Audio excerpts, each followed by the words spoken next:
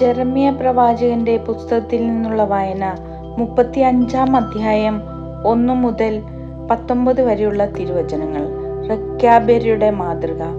ജോസിയായുടെ പുത്രൻ യെഹോയാക്കീം യൂദായിൽ രാജാവായിരിക്കുമ്പോൾ കർത്താവ് ജെറമ്യായോട് അരുളി ചെയ്തു, നീ റെക്കാബ്യരുടെ അടുത്ത് ചെന്ന് അവരോട് സംസാരിക്കുക. കർത്താവിന്റെ ആലയത്തിലെ ഈ മുറിയിൽ കൂട്ടിക്കൊണ്ടുവന്ന് അവർക്ക് വീഞ്ഞു കൊടുക്കുക.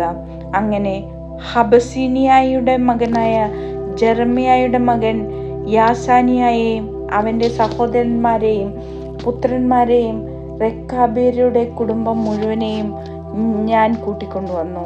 ഞാൻ അവരെ കർത്താവിന്റെ ആലയത്തിൽ ദേവപുരുഷനായ ഇഗ്ദാലിയായുടെ മകൻ ഹാനാന്റെ പുത്രന്മാരുടെ മുറിയിൽ കൊണ്ടുവന്നു. അത് വാതിൽ കാവൽക്കാരനായ ശല്ലൂമിന്റെ മകൻ മാസേയായുടെ മുറിയുടെ മുകളിൽ പ്രഭുക്കന്മാരുടെ മുറിയുടെ സമീപത്തായിരുന്നു. ഞാൻ റെക്കാബ്യരുടെ മുൻപിൽ വീഞ്ഞു നിറച്ച കുടങ്ങളും പാനപാത്രങ്ങളും വച്ചിട്ട് കുടിക്കുവിൻ എന്ന് പറഞ്ഞു. എന്നാൽ അവർ പറഞ്ഞു, ഞങ്ങൾ വീഞ്ഞു കുടിക്കുകയില്ല. എന്തെന്നാൽ റെക്കാബിന്റെ മകനും ഞങ്ങളുടെ പിതാവുമായ യോനാദാബ് ഞങ്ങളോട് കൽപ്പിച്ചിട്ടുണ്ട്, നിങ്ങളും നിങ്ങളുടെ സന്തതികളും ഒരിക്കലും വീഞ്ഞു കുടിക്കരുത്. നിങ്ങൾ വീട് പണിയരുത്, വിത്ത് വിതയ്ക്കുകയോ മുന്തിരിത്തോട്ടം നട്ടുവളർത്തുകയോ അവകാശം വയ്ക്കുകയോ അരുത്. ജീവിതകാലം മുഴുവൻ നിങ്ങൾ കൂടാരങ്ങളിൽ വസിക്കണം.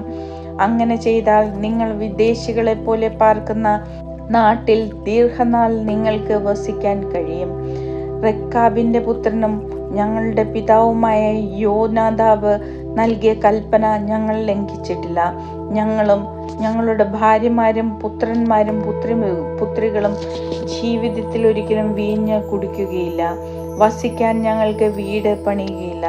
ഞങ്ങൾക്ക് മുന്തിരിത്തോട്ടമോ വയലോ വിത്തുകളോ ഇല്ല. ഞങ്ങൾ കൂടാരങ്ങളിൽ പാർക്കുന്നു.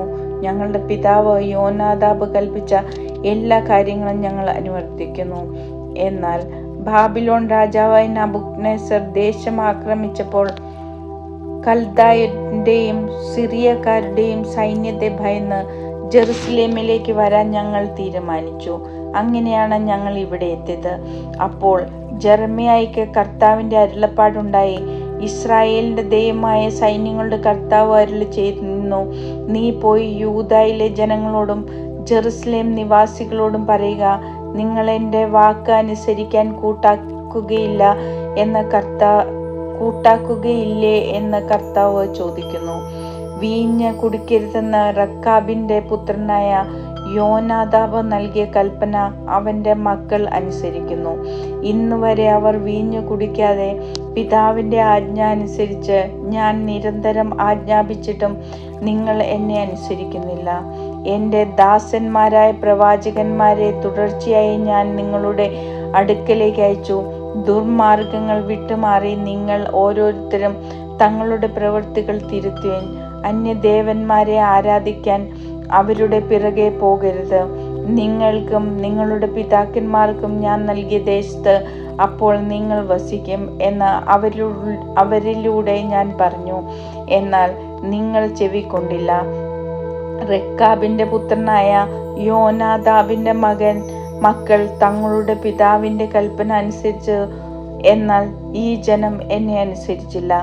അതുകൊണ്ട് ഇസ്രായേലിന്റെ ദൈവമായ സൈന്യങ്ങളുടെ കർത്താവ് അരുളി ചെയ്യുന്നു, ഇതാ യൂദായ്ക്കും ജെറുസലേം നിവാസികൾക്കും എതിരായി പ്രഖ്യാപിച്ച എല്ലാ അനർത്ഥങ്ങളും ഞാൻ അവരുടെ മേൽ വരുത്തും.